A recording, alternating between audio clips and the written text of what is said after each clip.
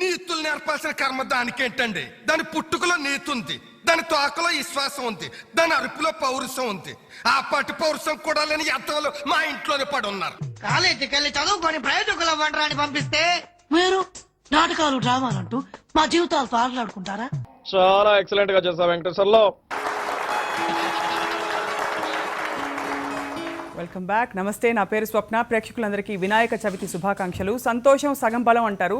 సంతోషంతో పాటు రోజు కాసేపు నవ్వుకుంటే హాయిగా ఆరోగ్యం ఎంతో మెరుగుపడుతుందని చెప్పి వైద్యులు సైంటిఫిక్గా చెప్తూ వచ్చారు. కాబట్టి లాఫింగ్ క్లబ్స్ తయారయ్యాయి. ఇవాళ పండగ సందర్భంగా మిమ్మల్ని కడుపుబ్బా నవ్వించడానికి, అలాగే నవ్వుల పువ్వుల్ని వినాయకుడికి అర్పించడానికి చాలా టాలెంటెడ్ ప్రతిభావంతులైన కళాకారులు సాక్షి స్టూడియోస్కి వచ్చారు. కొన్ని వారాల క్రితం మేము చేసిన mimicry club programme, mimicry track ప్రోగ్రామ్కి విశేష స్పందన వచ్చింది. చాలామంది ఫోన్లు చేసి మళ్ళీ వాళ్ళని ఆహ్వానించాలని చెప్పి కోరారు. ప్రేక్షకుల కోరిక మేరకు ఇవాల్టి మిమిక్రీ మేళా బిగిన్స్.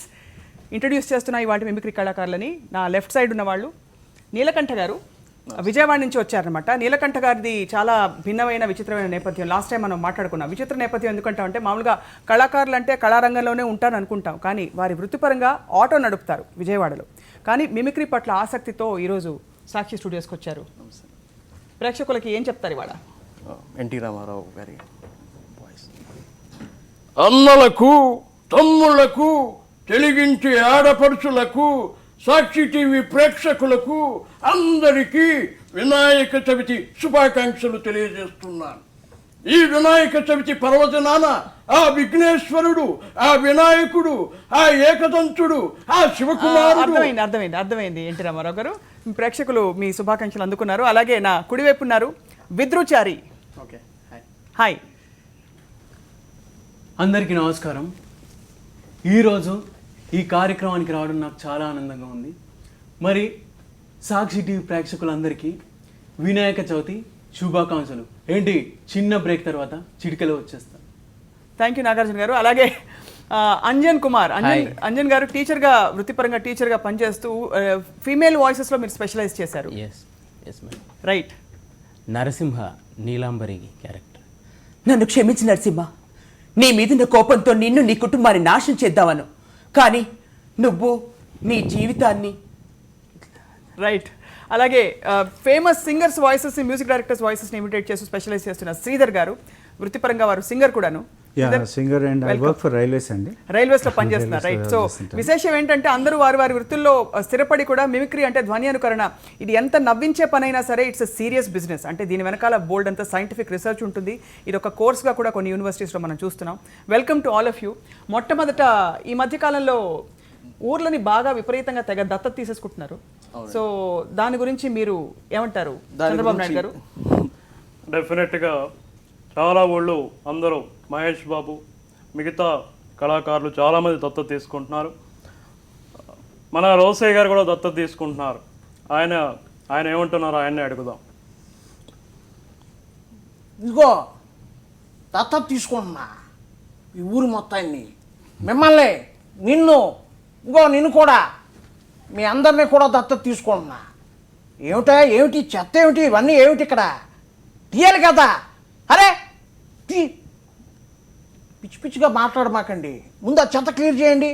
ఇలా రోసయ్య గారు వండర్ఫుల్. నెక్స్ట్ పోసాన గారు, ఆయన తీసుకుంటే ఆయన ఎలా ఉంటుంది? రాజా, బంగారు రాజా, ఇప్పుడు మీ అందరినీ దత్తత తీసుకుంటా. ఇగో ఆ బక్కాయిని, ఆ బండాయిని, ఆ పొట్టాయిని, మొత్తాన్ని మీ అందరినీ దత్తత తీసుకుంటా. ఇప్పుడు వినాయకుడి బొమ్మ ఇంకా రాలా. అక్కడ ప్రభాసు, కృష్ణరాజు క్రెయిన్ లేవు, వాళ్ళే ఎత్తుతున్నారంట బొమ్మలు. కాబట్టి వినాయకుడు ఇక్కడ ఇది ప్రతిష్ఠ చేయాలి. కాబట్టి ఎవరన్నా, ఇగో జయప్రకాష్ రెడ్డి ఇట్రా, కూర్చో అని జయప్రకాష్ రెడ్డి గారిని కూర్చోబెట్టేస్తారు వినాయకుడిగా, కూర్చోబెట్టేస్తుంటారు. ఈలోపు ఈయన కొండవలసి గారు వస్తారు. ఏటిది మన బండ్రెడ్డి లాగా ఉన్నాడే అన్నా, బండ్రెడ్డి అన్నా, ఏటన్నా నువ్వేనా? నేనేనా పక్కన్నా? ఏడపోయినా ఇప్పుడు దాకా? వీళ్ళేమో తొండ పెట్టినారు, శివులు పెట్టినారు, ఏమిరా పక్కన్నా పసుపు కుంకుమ కూడా వస్తాడారు. ఇలా రైట్. సో వినాయక చవితి ని ప్రతిష్ఠించారు కాబట్టి శ్రీధర్ గారు, ఇవాళ మంగళకరంగా ఉండాలి కాబట్టి వినాయకుడి పాటతో మీరు మొదలు పెట్టబోతున్నారు నిజమండి. శంకర్ మహాదేవన్ గారి పాడిన పాట. Yes, yes. అండ్ నవ్వించే ముందు దేవుడిని ప్రసన్నం చేసుకోవాలి కాబట్టి. కరెక్ట్. నాకు బాగా ఇష్టమైన పాట అండి. చాలా అద్భుతంగా పాడారు శంకర్ మహాదేవన్ గారు. మీరు చెప్పినట్టు అజయ్ అతుల్ చాలా మంచి మ్యూజిక్ డైరెక్టర్స్. అండ్ మీరు కూడా నాతో పాడాలి. తప్పకుండా అందరు గొంతు కలపాలి ఈరోజు, ప్రేక్షకులు కూడా చూస్తున్న వాళ్ళందరూ. సాక్షి ప్రేక్షకులందరికీ వినాయక చవితి శుభాకాంక్షలు. We wish wonderful life ahead too. Thank you.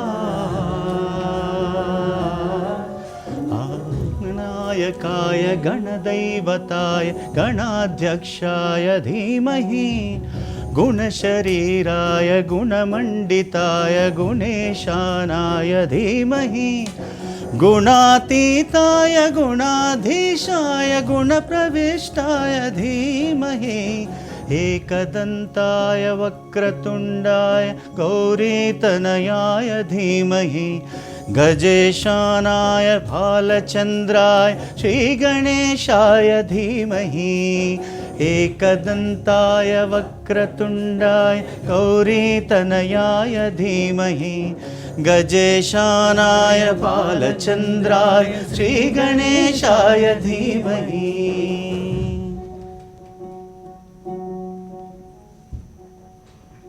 వినాయకుడిని ఒక్కసారిగా ప్రసన్నం చేసేసుకున్నారు. అందరూ గాయకులేనా? అంటే గొంతుతో ఎలా సాధ్యం అవుతుంది అంజన్ కుమార్ గారు?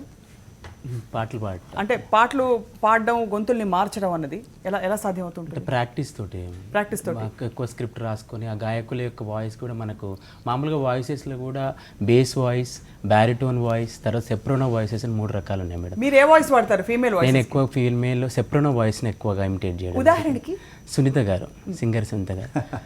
నిజంగా ఈరోజు సాక్షి ప్రేక్షకులందరికీ వినాయక చవితి సందర్భంగా హృదయపూర్వక శుభాకాంక్షలు తెలియజేస్తున్నాను. నా చిన్నప్పట్లో అసలు మెమరబుల్గా అనిపిస్తుంది నాకు చూస్తే.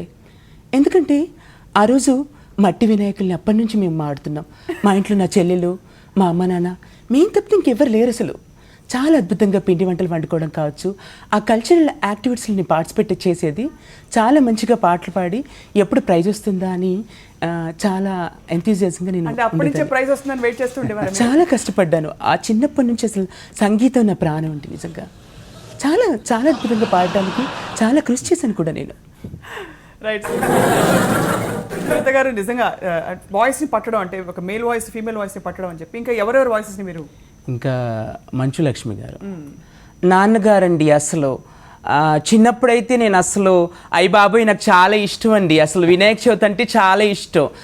తమ్ముడు విష్ణు, మనోజ్, మేమందరం కలిసి దెబ్బలాడుకుంటూ కూడా అసలు మట్టితో ఆడుకుంటూ చాలా కష్టపడి వినాయకుని తయారు చేసుకుంటూ నాన్నగారు వచ్చి ఎందుకు ఇలా చేశారు, మేము ఇంట్లో తెచ్చి పెడతాం కదా అని చెప్పి చాలా అసలు నాన్నగారు చెప్పినవన్నీ చేస్తాం కాబట్టి ఇప్పుడు ఈ విధంగా ఉన్నామండి. నాకు అసలు ఉండ్రాలంటే అయ్యో చచ్చేంత ఇష్టం అండి. నాకు అసలు చాలా ఇష్టం అండి. అసలు ఎప్పుడైనా మంచు లక్ష్మి గారికి వినిపించారా మీ వాయిస్ని? తప్పకుండా వినిపిస్తాను అనుకుంటున్నాను. తప్పకుండా వినిపిస్తాను అనుకుంటున్నారు. అండ్ విద్రు, మీరు స్టూడెంట్గా ఉంటూ ఇప్పుడు చదువుకుంటున్నారా? లేదండి, మ్యూజిక్ నేర్చుకుంటున్నారు. రైట్. మ్యూజిక్ నేర్చుకుంటూ ఎవరెవరు వాయిసెస్ని మీరు స్పెషలైజ్ చేశారు? ప్రభాస్ గారిని, అలాగే సింగర్ బాబా సేగల్ గారిని, రానా గారిని, మన డబ్బింగ్ ఆర్టిస్ట్ రవిశంకర్ గారిని. రవిశంకర్ గారి డైలాగ్ ఒకటి మీరు చాలా బాగా చెప్తారు. అవునండి. అరుంధతిలో ఒక డైలాగ్, అరుంధతిలో కాదు, విక్రమార్కుల్లో ఒక వినీత్ కుమార్ గారికి డబ్బింగ్ చెప్పారండి. ఏంటంటే రవితేజ గారు వాళ్ళ అబ్బాయిని అరెస్ట్ చేసి తీసుకెళ్తే ఈయన వచ్చి విలన్ గారు వచ్చి ఒక డైలాగ్ చెప్తారు. ఏంటంటే, బాబుచి కొడుకుని అరెస్టు చేశావు, దీనికి 10 రెట్లు అవమానాన్ని నువ్వు అనుభవించాలి. ఈ రాత్రికి నా కొడుకు విడుదలైనందుకు పార్టీ ఇస్తున్నాను, నువ్వు రావాలి, వస్తావు.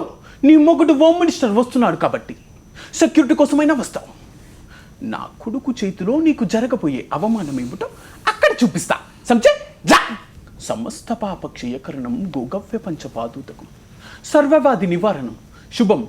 ఆ నల్లావుని సరిగ్గా చూసుకోండి, రోజు రోజుకి బక్క చిక్కుపోతుంది. ఇలా రవిశంకర్ వండర్ఫుల్ వండర్ఫుల్. నిజంగా అంటే కట్టప్ప వాయిస్ మీరు ఈ మధ్య వచ్చిన కట్టప్ప వాయిస్ ని కూడా పట్టుకున్నారు. అవునండి, రానా గారు బాహుబలి కట్టప్ప గారు బాహుబలి సినిమాలో రానా గారు వచ్చి కట్టప్ప గారిని ఒక క్వశ్చన్ చేస్తుంటారు. ఏంటంటే,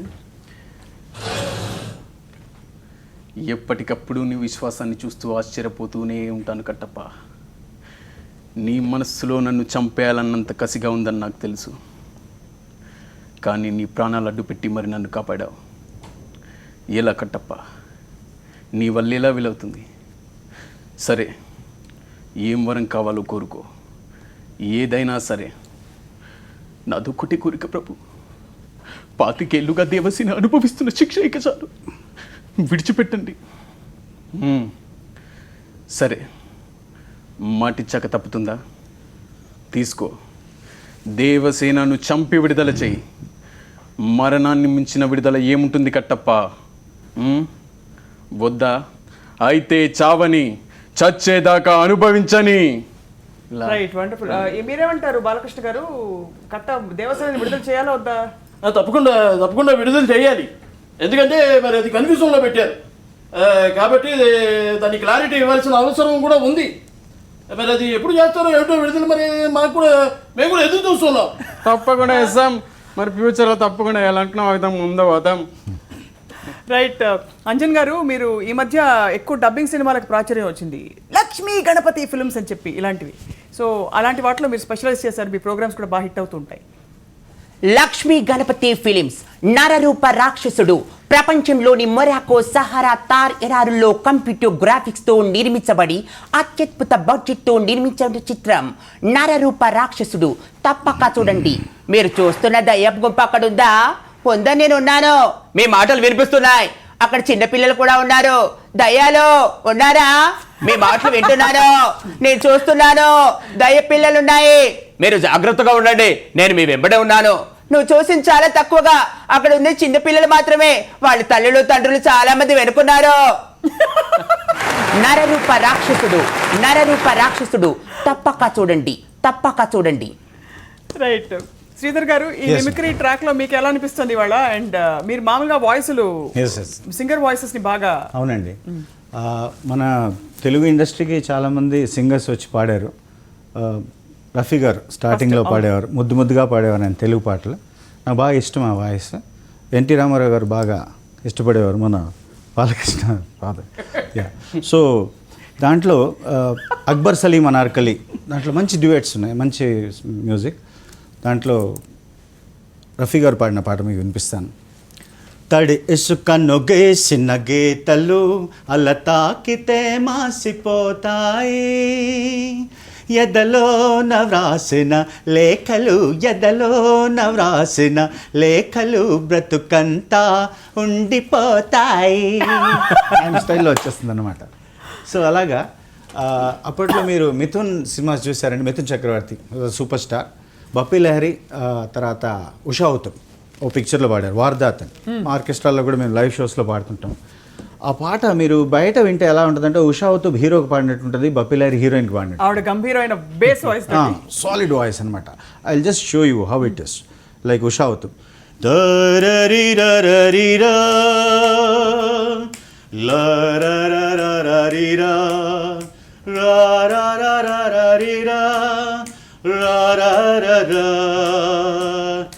तू मुझे जान से भी प्यारा है, तेरे बिन सुना जग सारा है, दिल से दिल मिल गया, प्यार करना तो जरूरी है, जिंदगी वरना अधूरी है, अब मेरा क्या रहा. సో లైవ్ షోస్లో గమ్మత్ విషయాలు జరుగుతుంటాయి. మేము లైవ్ షో చేస్తున్నాం. రోజు ఒక పెళ్లి కొడుకు వాళ్ళ సంబంధించిన ఒక బంధువు వచ్చాడు, ఆయన తీసుకొచ్చారు. వాడు మా చాలా కావాల్సిన వాళ్ళు అండి, మీరు అకామిడేట్ చేయాలి, పాడించాలి. అవును, పాడించాలంటే ఇవన్నీ మాకు సహజమే, సాధారణం. సరే మా కీబోర్డ్ ప్లేయర్కి చెప్పాను, బాబు పాడతారంట. ఆయన చెప్పండి సార్, ఏ పాట అన్నాడు. ఆయన ఘంటసాల అభిమాని అనమాట. ఘంటసాల అభిమాని అంటే చాలామంది ఘంటసాలలాగానే మాట్లాడతారు, వాళ్ళు మాట్లాడడం కూడా అలాగ అయిపోద్ది. గులేబ కావలి కథ చిత్రం నుంచి నన్ను దోచుకుందోటే పాడతానండి. మరి డ్యూయట్ కదండి అంటే, మీ లేడీ సింగర్కి రాదా అన్నాడు. ఏమండి మీకు వస్తుందా అన్న. వస్తుందండి అంది. భయపడుతుంది, ఎలా పాడతారో తెలియదు కదా. సో ఓకే, ఎందుకంటే 50% బాగా పాడతారు, 50% ఇంకా మాత్రం ఆడుకుంటారు వాళ్ళు. ఈయన వచ్చాడు, బుక్ తీసుకొని వచ్చాడు. వీళ్ళు ఏంటంటే అమెచ్యూర్ సింగర్స్, మొత్తం పాట బట్టి కొడతారు, అయినా కూడా పట్టేస్తారు, బట్ స్టిల్ బుక్ పెట్టుకుంటారు వాళ్ళు. సో ఇతడు ఏంటంటే, మీరు బుక్ చేశారంటే పాటల బుక్లో అతడు ఆమె అని రాసి ఉంటారు. మేల్ వాయిస్ కి female voice, male voice female voice differentiate చేయడానికి అతడు ఆమె అని రాసి ఉంటుంది. ఇతను పాపం అక్కడి నుంచే నేర్చుకున్నాడు పాటని. ఏమండి వినండి ఎలా ఉందో. డింగ్ డింగ్ డింగ్ డింగ్ అతడు నన్ను దోచుకుందువటే, అతడు నన్ను దోచుకుందువటే, వన్నెల దొరసాని కన్నులలో దాచుకుందు నిన్నే నా స్వామి.